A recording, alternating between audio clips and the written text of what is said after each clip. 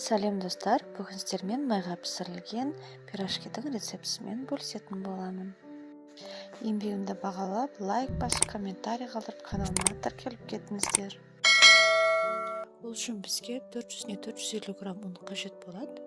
Менде жоғарғы сұрып, бір ас қасық тұрыш, бір ас қасық қаймақ, 4 ас қасық айран қосамыз.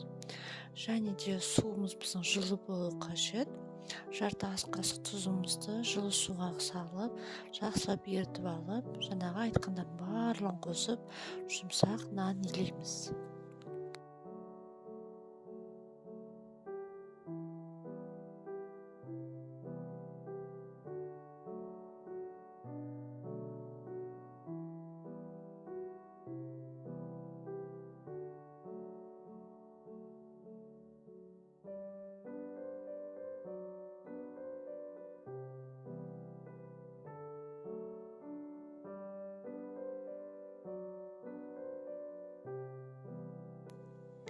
Жұмсақ етіп нанымызды илеп болғаннан кейін бетіне сәл сұйық жағамыз да нанымызды салафонмен орап, шамамен 45-50 минутқа көтерілуге қойып қоямыз жылы жерге.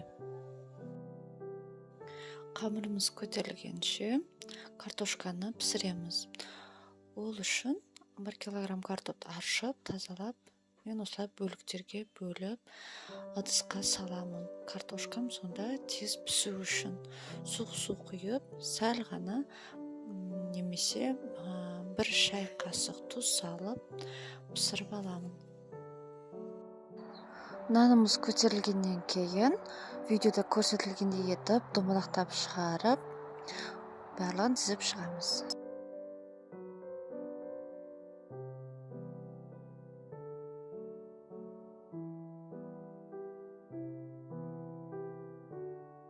Нанымызды бірнеше бөліктерге бөліп болғаннан кейін кухонный тряпкамен жауып қоямыз да, ішіндегі начинкасын дайындауға көшеміз.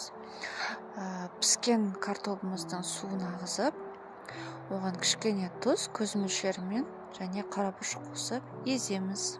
Ал пирожкидің дайындауына көшеміз енді. Әр күлшемізді домалақта жайып шығамыз, немесе осылай қолмен басып, ортасына езілген картоп немесе пюремізді салып, видеода көрсетілгендей етіп пирожкимізді дайындаймыз.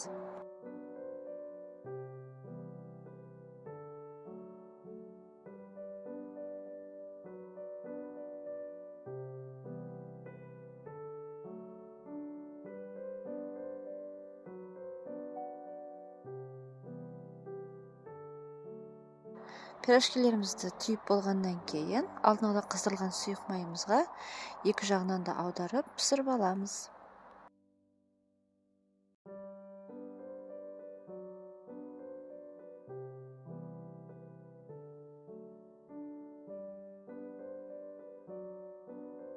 Пирожкилеріміз дайын, ас болсын.